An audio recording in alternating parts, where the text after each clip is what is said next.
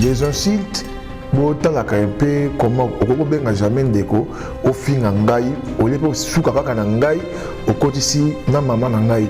Je n'ai jamais insulté l'artiste musicien ou critiqué l'artiste musicien Fally Ipupa. Ba artiste musicien wana ba Fally ba Ferré ba Félix Oise kwa ba hérité ba Roué Ranson ba Jibe ba Koffi Olomide ba Nyoka Longo. Ce sont des artistes musiciens congolais. Quand je parlais de Fally n'est pas numéro 1, c'est pas insulter l'artiste. Et ça juste que l'accent que non, numéro 1 dans la musique à Zate. Au cours de la première hit, j'avais bien dit. Mais sur le plan de la musique na Congo, numéro 1, ce sont tous des artistes qui évoluent très bien. Je peux dire, Héritier Watanabe, à la Kissi grandeur naïe, les chroniqueurs YouTube, il faut bonniper sa valeur. Mais Héritier, pas là que ça soit grand. Si on a joué au commandant ou master, Botaken, Aya, comme ça, Makambo, Yalobara, Atunanga Yango.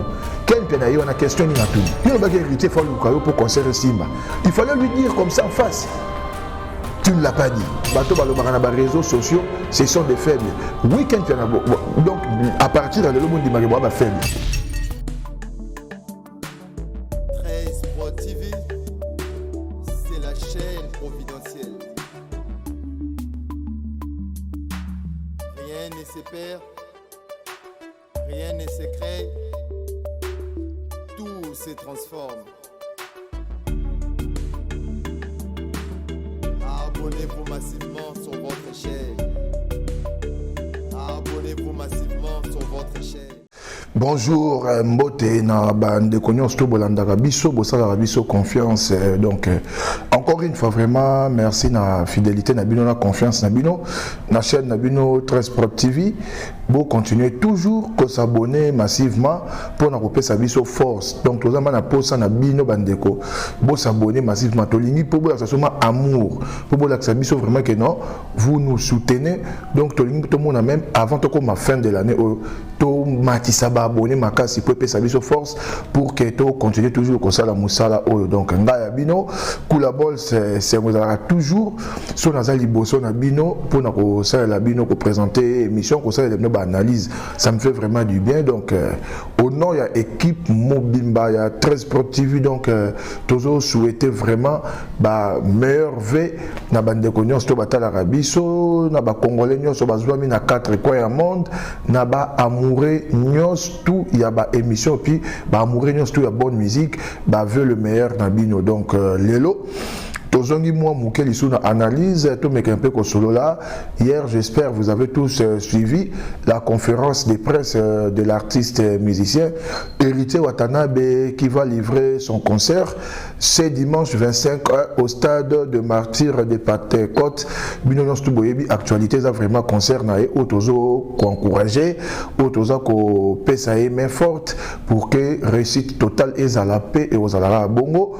Donc avant la banda moi recadrage mukie kaka na ba ndeko vraiment na osenga na bino botala rabiso to sala musala o po na bino c'est pas dit que on est là pour léser les autres donc tu dis que on ne peut pas être aimé et pas abattu nyonso mais du moins nous demandons vraiment respect na bino bato botala rabiso parce que on fait ce boulot pour na bino. Pour ceux qui peuvent bino bozagité et attaquer bandeke mbota la biso et ça biso batu to ça la pona bino batu les insultes bota la un peu comment okoko benga jamais ndeko o finga ngai o lepo suka kaka na ngai o kotisi na mama na ngai mama na nga abota kaka ngai moko kula te onaza journaliste aboti bane belé même yon de ko finga ki azape mama na yo raison pour laquelle j'avais pas voulu vous répondre pour que tokota na jemoko bo oyo ko sungate nous avons des familles nous avons des enfants donc photos à moi respect moko ya bondeko petos à moi bolingo nga na sala ki analyse lobby je n'ai jamais insulté l'artiste musicien ou critiqué l'artiste musicien Fally Ipupa je le répète chaque fois na changea kamaloba na ngai même la mission bayamba na ba chaîne mususu je dis toujours que non ba artiste musicien wana ba Fally ba Ferré ba Félix Oise kwa ba hérité Ranson, Kofi Olomide, Nyoka Longo, ce sont des artistes et musiciens congolais. Bazaba papa, Bamisusu, Bamisusu, Bazaba grand frère, même Bamisusu, Barosa, Master, Bamisusu, Barosa, jeune frère, mais du moins au nom Yabondeko, je leur dois beaucoup de respect parce qu'ils font la fierté de mon pays, Congo. Je ne jamais qu'aux à la contre musicien Moko pour nous sa force dans musicien Moussous. À chaque fois qu'il y a un événement pour un artiste congolais, moi, dans mon peut-être, et là qu'on a récupéré ça coup de pouce dans les comme j'ai la parole, comme j'ai la caméra, comme j'ai toute une équipe, c'est juste qu'on mène, qu'on moi pour peut-être qu'on ça la moi promotion na bon sens, on a à différentes. Il n'y a aucun artiste et musicien au Lobakeno avant ça la bouée, dans les cas qui parlent dans une mois tué, dans une mois nini, dans une non, je le fais volontairement. Au nom de l'amour, de la culture de mon pays, autres gens posé à la place dans Kala, il y a autre ça la Rayango. Quand je parlais de Fali n'est pas numéro 1, c'est pas insulter l'artiste. Et ça juste que non, numéro 1 dans la musique à Zate. Il y a ni Fali, il y a ni Kofi, au cause de la première hit, j'avais bien dit. Mais sur le plan de la musique na Congo, numéro 1, ce sont tous des artistes qui évoluent très bien. Mais pour finir vraiment c'est décevant. Moi je ne suis pas contre Fali Ipupa. Pour preuve, le 29 octobre, j'étais au stade de Martyr. Badj Yango. J'étais au stade de Martyr. Au nom de la presse congolaise. J'étais au stade de Martyr.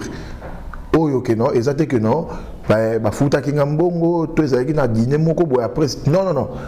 Nazu badge nanga étant que journaliste et puis na soukoli na repassé na lati na keti na stade de Martyr pour na mona pour na l'accent de kokeno si à 80 000 personnes si il y aura même débordement na pena za na kati ya batwana na zaki penga moté on était vraiment toute une équipe toyaki wana pona ko tsaye poa wala zaka pona ko tsa point ndeko bo tretaka te batu o bazana parti pris te na parti pris boyebi les journalistes au bazan na parti na bango tous en la démocratie ils sont libres de choisir leur camp donc tokoki ko tenir bango regarder juste comme un recadrage apprenez à respecter la presse vraiment merci beaucoup tozwa conférence de presse héritier Watanabe au Eleka qui lobby nous avons tous suivi la conférence de presse héritier Watanabe pour un concert naé encore une fois moi je dirais bravo l'artiste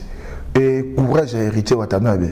Parce que Koyoka Héritier Erazolo dans la conférence de presse naé, moi, na moni sagesse moko, na intelligence moko, nabi non, c'est un grand homme. C'est un grand homme pourquoi on peut ça va point au Héritier à la kisi que Azan grand. Héritier Watanabe jour où annonça que non, il va jouer le stade de Martyr et après concerné à Fikine. Mais beaucoup de gens se demandaient, Héritier fera les stades avec quel public? Héritier fera les stades, quel courage vous avez dans le stade de Martyr? On voyait ça comme si ça et aujourd'hui, le stade a commis vraiment à quelques jours, à 4-5 jours, il y a le stade de Martyr. Malgré la campagne Yamabé. Malgré Batouba Tchola, malgré tout, mais l'artiste est déterminé de faire son stade. Ah, ça vraiment déterminé dans ce stade.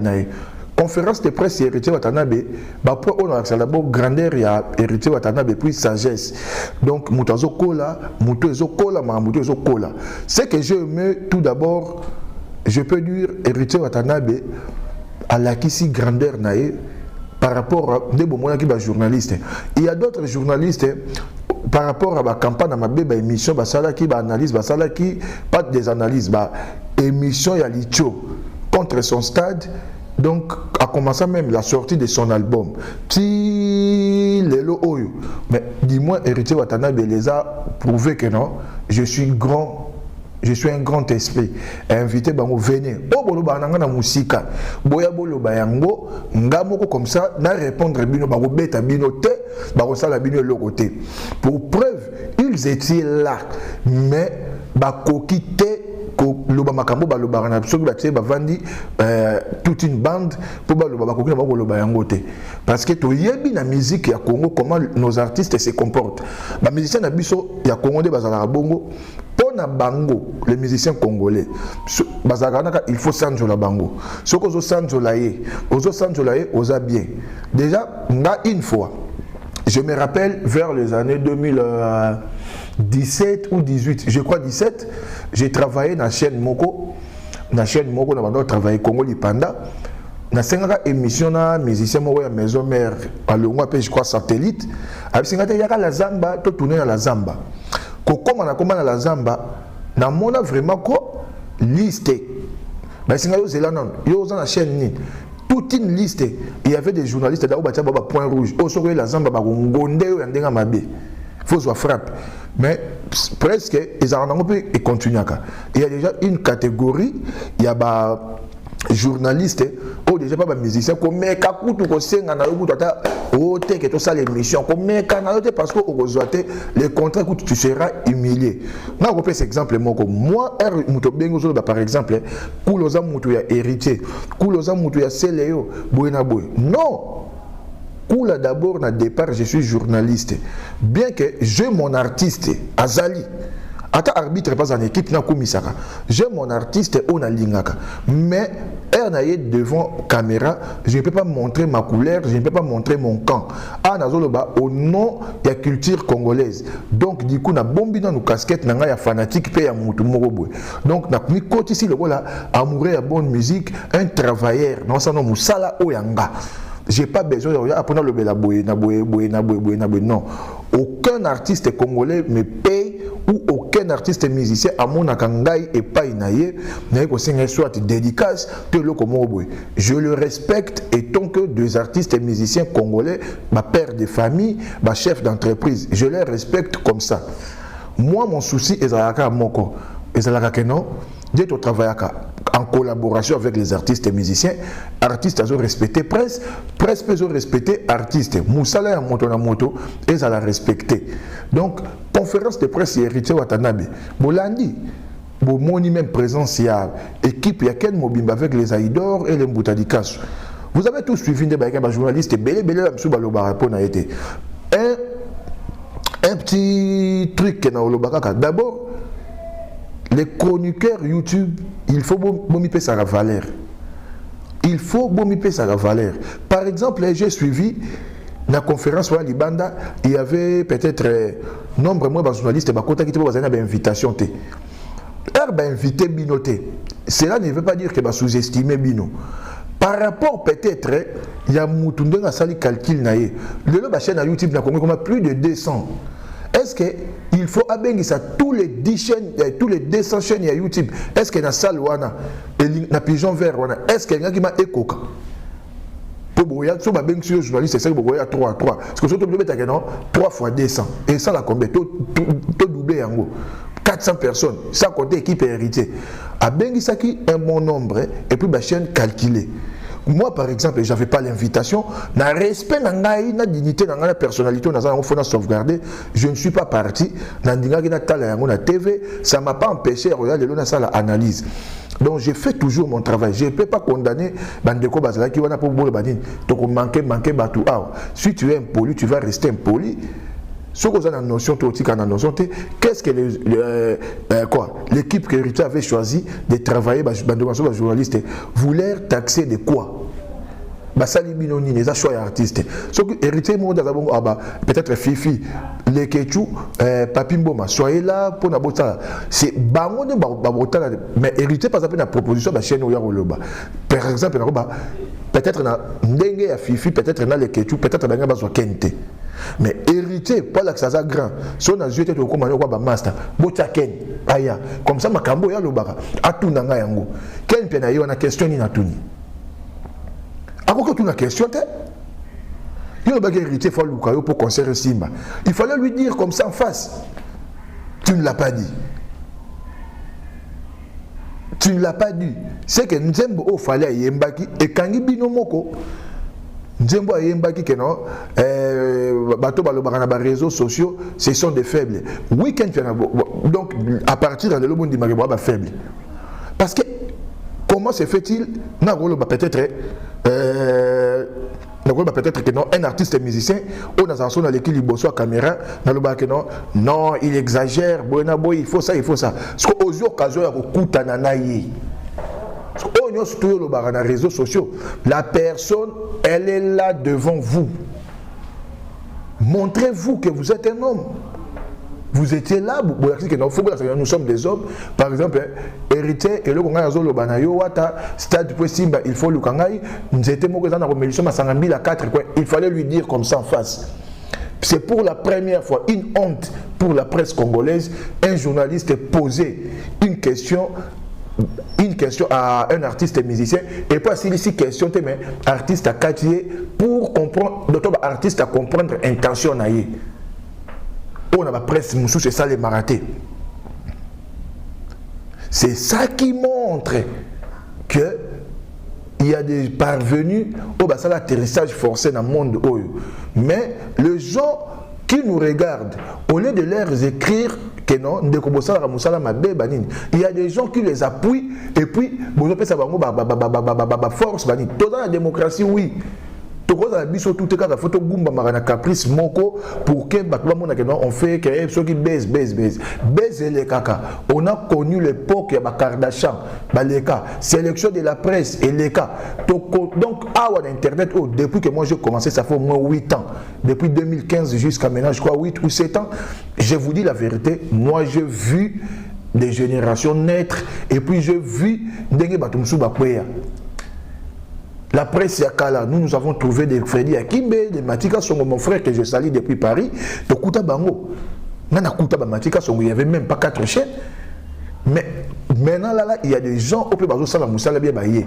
Tu peux en vouloir Bangote, mais il faut que ça Moussala bien. Héritier Watanabe n'a pas de presse, n'a qui bien. Alors le Bayango bien, quand dans le Baki. C'est normal pour lui de dire que non, il faut un soutien à Weranson na Jibem Piana. Même bande connaît ba ferré, parce que la fierté na bango, c'est maison mère, et ça clan wenge mobimba, ils ont représenté. Parce que depuis bango tu bandi ko bima. Depuis Tchakoulenda, depuis tout bimi na banque c'est Gino, Caporej, Ferregola, Fabregas, Bango, tout. Il n'y a aucun artiste, il y a Maison Mère déjà habité dans le stade des martyrs. Quartier la tête au monde Fali, bravo. Fali pour pas faire les stades des martyrs. C'est une fierté pour les quartiers latins. Maintenant, héritier Watanabe pour les comptes du clan Wenge. C'est une fierté. Moi-même, Baoué Randé Bazana Baola la terre, na Bajibé. Baoué Randé Bazana Bazola la terre. Quand Bazo Vanda, il se demande la stratégie de Rosoa pour que moi en habite soit coyate. La stratégie de pour ceux qui l'ont hérité à louper dans le stade des martyrs. Beaucoup ça dit ça un échec, il y a hérité. Non. Les échecs à clan Wenge, Baroseka Bango, Baroseka Fer, Baroseka Nini, Baroseka Bango, tout. Donc c'est le moment que nos artistes doivent, il faut pas comme mature. Même Fali Poupa n'est pas contre héritier Watanabe. Ezali Bino bateau Bovandaka, des flatteurs auprès des artistes et musiciens, pour que Botia Barankine Pola. Moi je n'ai jamais vu une émission où on a moni que non, héritier à laquelle il fallait stade aussi Mbate Tonine. Bravo, courage. Et ça n'a pas mabé. Et ça n'a pas tima. Et l'essentiel, Toyoki Moutalobi que non, force à l'artiste. Et puis, pour moi, Alexis, mon frère, vraiment, je regrette beaucoup. Internet est ça là-bas, tout le monde. Alexis qui passe à la télé pour dire que non, je mets ma mère à couper. Ndekonangai bakokato liboko. Nazo biso fallait beta qui stade où rançon na beta. Jibé puis na beta, Kofi Olomide beta. Na histoire stade de Martyrs, il faut baga mutabandaka stade c'est King Kester mené à retour na Amstelbière à beta stade de Martyrs après Fungola. Batutu ba beta. C'est même l'histoire. Papa Taboulé a commencé l'Olympia. Mais après batu ba beta qui? Il y a quelque chose beti ni mo ba po yokangi. Non. Et il y a un slogan dans le stade de Piné.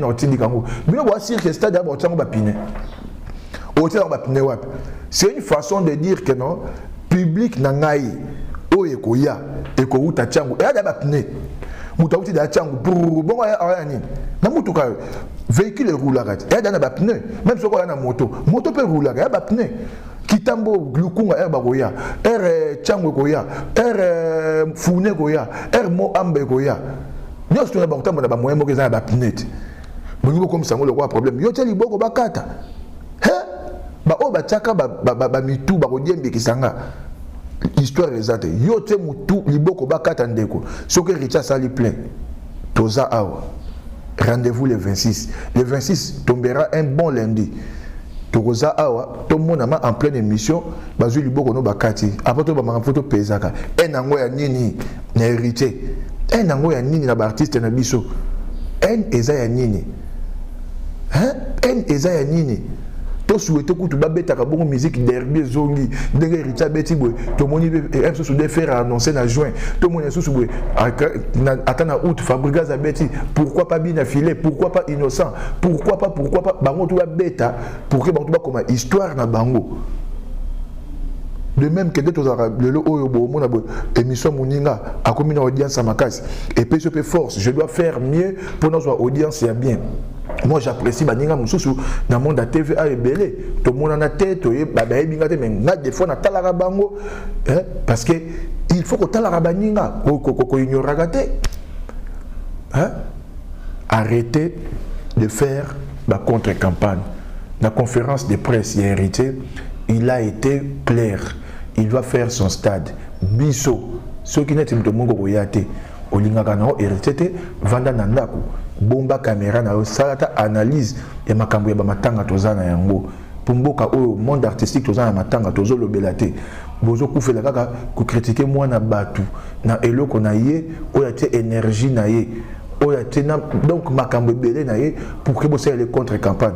Moi je vous dis pour terminer, je vous dis la vérité, Hérité fera ses stades et vous en a 100% de réussite. Et puis il y aura la bonne musique, il y aura un bon spectacle, il y aura vraiment donc la foule au rendez-vous.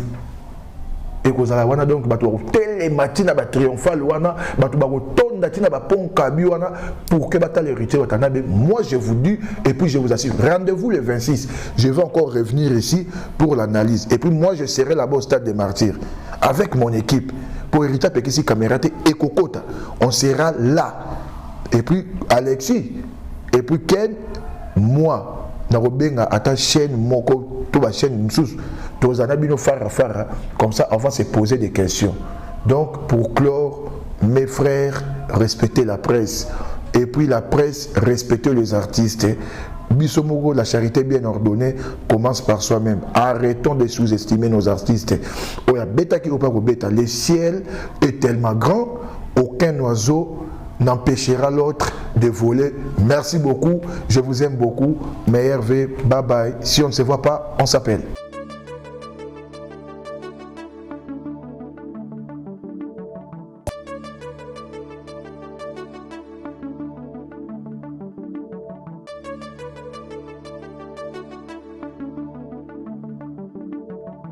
Presse TV, c'est la chaîne providentielle. C'est votre chaîne, notre chaîne. We are together, on est ensemble.